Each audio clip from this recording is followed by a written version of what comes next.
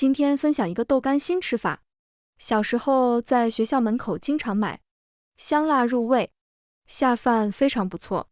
豆干先给它切成三角块，锅里烧水，水开后放一勺盐，放入豆干焯水1分钟，时间到了捞出来控干水分备用。这些是一会儿需要用到的配料。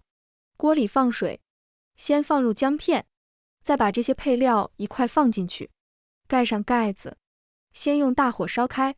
焯好水的豆干放在案板上，在上面划2刀。锅中放入2勺盐，1勺老抽，用勺子搅拌一下，再把豆干全部下锅煮，盖上盖子改小火煮8分钟。煮好以后，在锅里泡20分钟就可以吃了。